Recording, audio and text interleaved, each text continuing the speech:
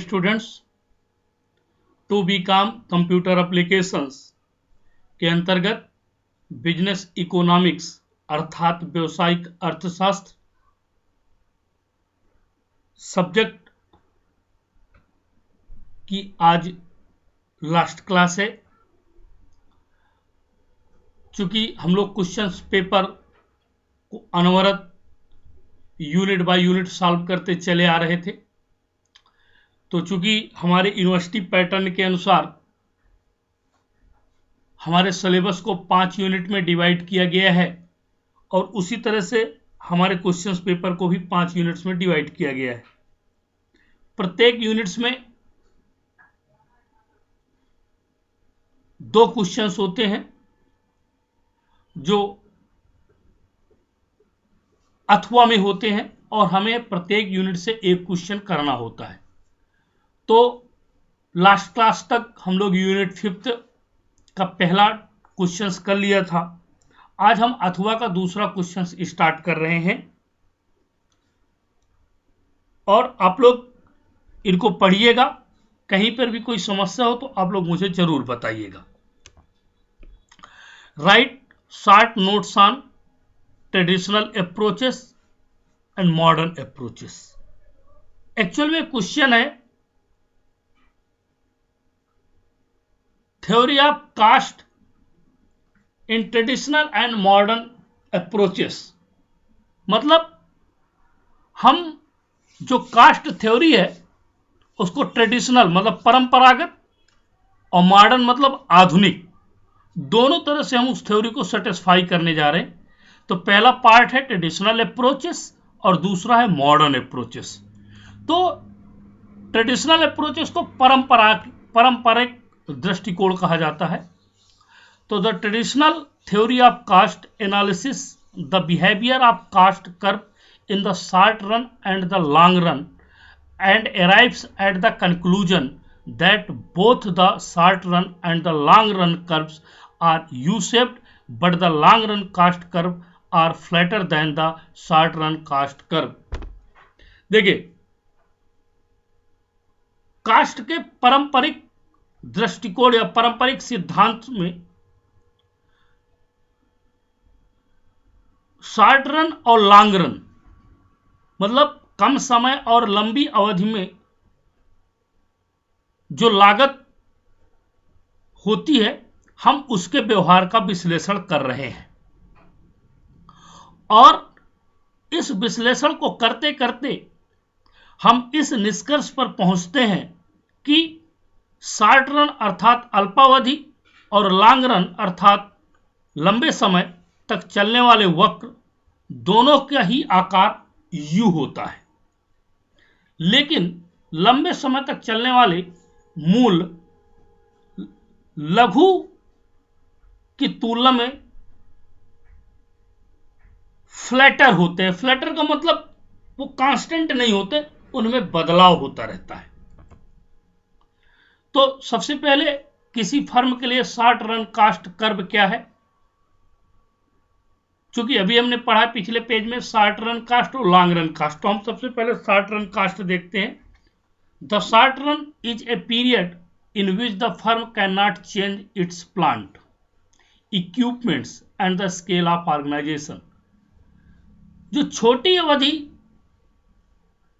होती जिसे हम शॉर्ट रन कहते हैं, ये एक ऐसी अवधि है जिसमें कोई भी फर्म अपने संयंत्र उपकरण और संगठन के पैमाने को नहीं बदल सकता। To meet the increase demand it can raise output by hiring more labour and raw materials और asking the existing labour force to work over time. जबकि बढ़ी हुई मांग को पूरा करने के लिए वो अधिक श्रम और कच्चे माल को काम पर रखकर मौजूदा श्रम शक्ति को ओवर टाइम काम करने के लिए कहकर उत्पादन बढ़ा सकता है। मींस वो क्या करेगा, कच्चे माल को और अधिक रखेगा, श्रम मजदूरों को और बढ़ाएगा ताकि और उसे ओवर टाइम कराएगा ताकि उत्पादन बढ़ सके। Short run total cost the scale of organisation being fixed the short run total cost are divided into total fixed cost and total variable cost. किसी भी ऑर्गेनाइजेशन के पैमाने को अगर तय किया जाए तो शॉर्ट रन और कुल लागत को निश्चित लागत और परिवर्तनीय लागत में विभाजित किया जा सकता है, अर्थात TC means total cost equal to total fixed cost अर्थात TFC plus total variable cost अर्थात टीवीसी। तो टोटल कास्ट अर्थात TC, total cost are the total expenses incurred by a firm in producing a given quantity of a commodity. कुल लागत एक वस्तु की दी गई मात्रा के उत्पादन में एक फर्म के द्वारा किए गए कुल खर्च के बराबर होती है। They include payment of for rents, interest, wages, taxes and expenses on raw materials, electricity, water, advertising, etc. इसके अंतर्गत कच्चे माल, बिजली, पानी, विज्ञापन, किराया, ब्याज, मजदूरी, करों आदि खर्चों का भुगतान शामिल होता है। उसे हम टोटल कास्ट के नाम से जानते हैं। अब टोटल कास्ट के बाद टीएफसी होती है अर्थात total fixed cost. Are those costs of production that do not change with output, they are independent of the level of output. उत्पादन की वे लागतें जो उत्पादन के साथ नहीं बदलती तथा उत्पादन के स्वतंत्र स्तर पर कार्य करती हैं, ऐसी लागत को हम लोग टीएफसी अर्थात टोटल फिक्स्ड कास्ट कहते हैं। In fact, they have to be incurred even when the firm stop production temporary. वास्तव में उन्हें तब भी खर्च करना पड़ता है जब फर्म अस्थायी रूप से उत्पादन बंद कर देती है। मीन्स कंपनी में प्रोडक्शन हो चाहे ना हो, ऐसे कास्ट को हमेशा खर्चा करना पड़ता है। वो कास्ट टोटल फिक्स्ड कास्ट होती है। They includes payment for renting land, buildings, interest or borrowed money, insurance charges, property tax, depreciation, maintenance, expenditure, wages and salary of the permanent staff, etc.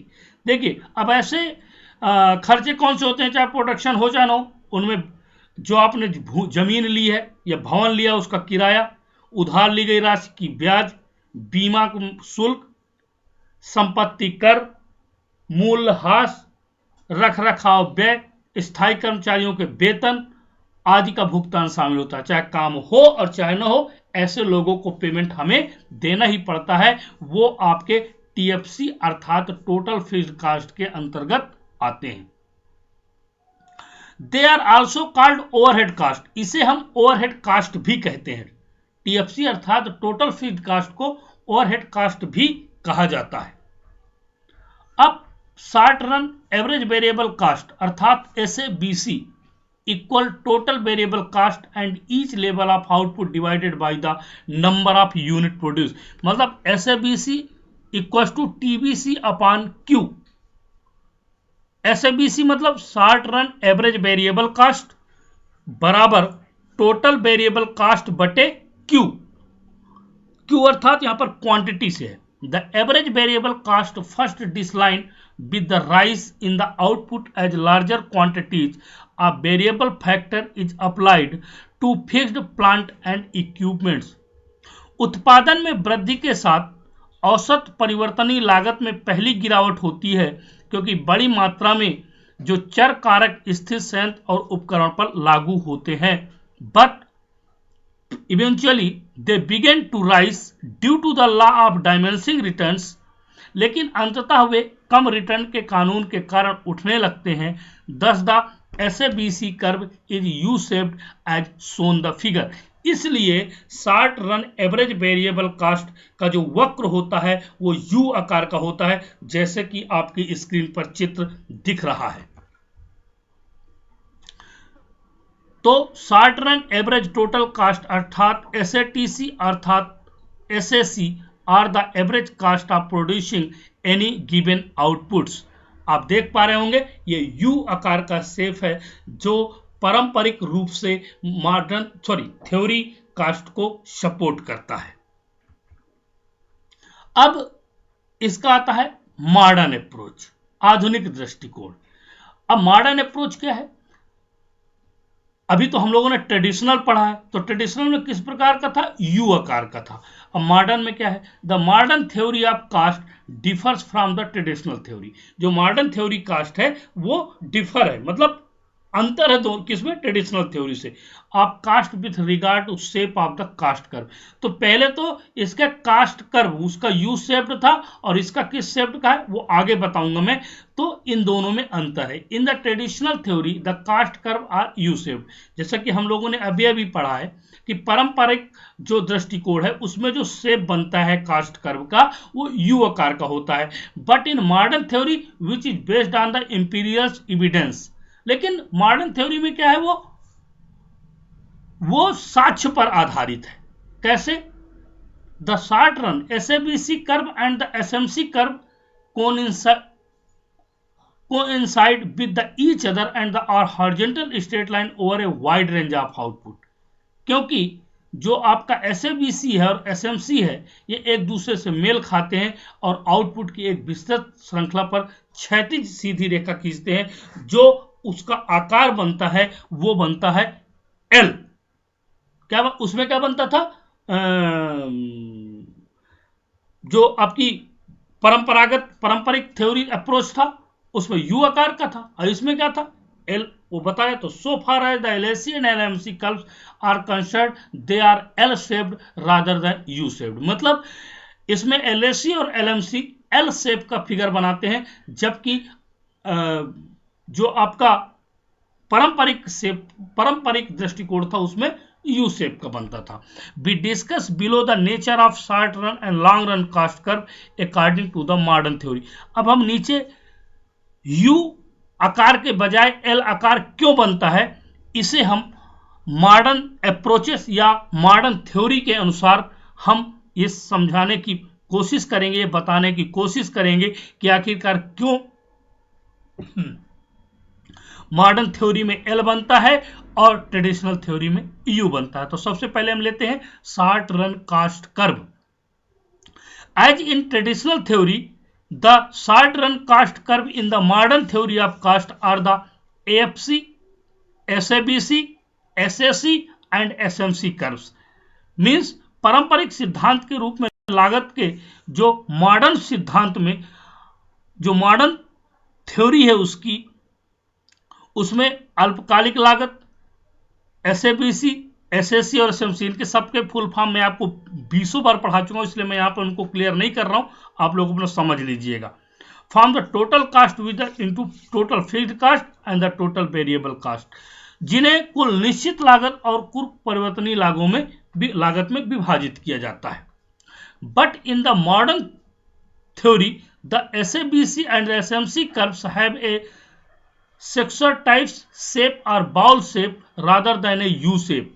इसमें क्या होता है कि एक तस्तरी के आकार का या कटोरे के आकार का शेप बनता है, जबकि उसमें यू आकार का बनता था। तो यू आकार से घटता घटता वो तस्तरी के आकार का होता है, जिसे हम बाद में एल आकार भी कहते हैं। As the AFC curve is a rectangular hyperbola, the SAC curve has the U shape.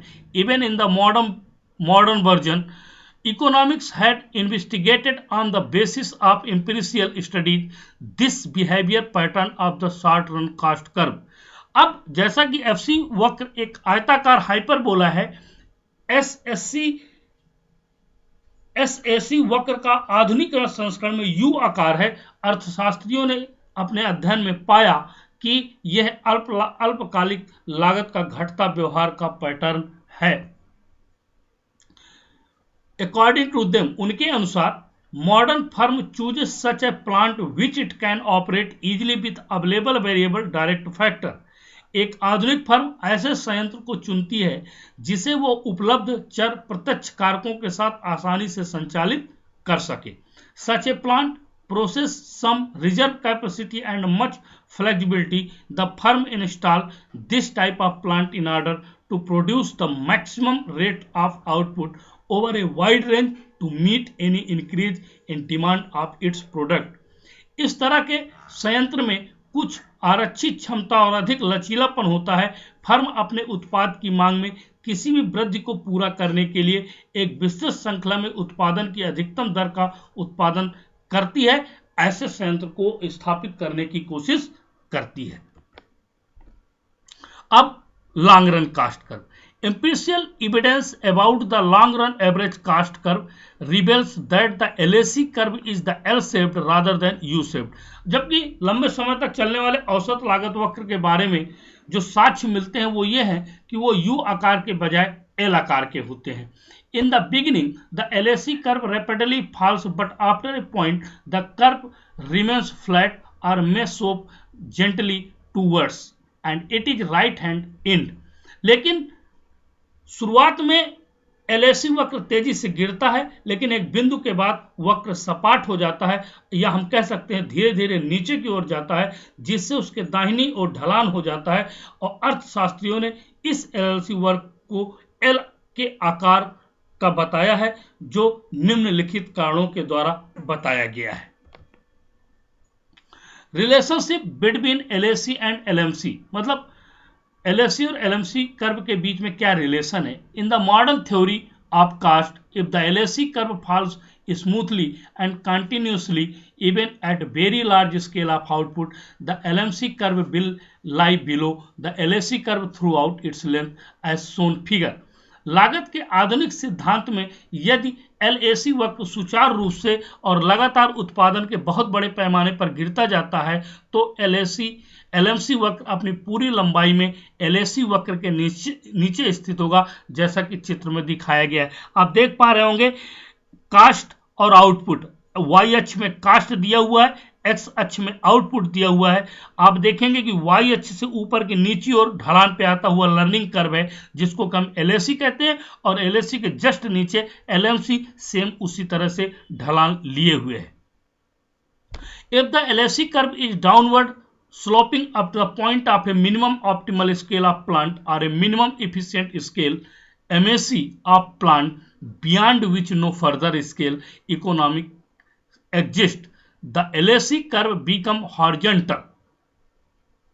यदि LAC वक्र संयंत्र के न्यूनतम स्तंभ पैमाने या संयंत्र के न्यूनतम कुशल पैमाने के बिंदु तक नीचे की ओर झुका हुआ है, जिसके आगे कोई और पैमाने की अर्थव्यवस्था नहीं है, तो LAC वक्र क्षैतिज हो जाता है। In this case, the LMC curve is below LAC curve until the MAC point M is reached, and beyond this point the LMC curve coincides with the LAC curve as shown in figure. तो LAC वक्र इस मामले में LMC वक्र MAC बिंदु M तक पहुंचने तक LAC वक्र के नीचे होता है, और इस बिंदु से परे LMC वक्र LAC वक्र के साथ मेल खाता है, जैसा कि आप चित्र में देख पा रहे होंगे। तो देखिए LAC और LMC एक पॉइंट पर M के बाद वो दोनों क्या हो जाते हैं, बराबर हो जाते हैं, अर्थात LAC equal to LMC। Y अक्ष पर से दोनों LAC और LMC स्टार्ट होते हैं और धीरे धीरे Q क्वांटिटी के साथ M को मिलाते हुए आगे बढ़ते चले जाते हैं। तो धन्यवाद। आज से आप लोगों का बिजनेस इकोनॉमिक्स का जो पेपर सॉल्यूशन का था वो आज समाप्त होता है। आप लोग इसको पढ़िएगा, यदि कोई समस्या हो तो मुझे जरूर बताइएगा।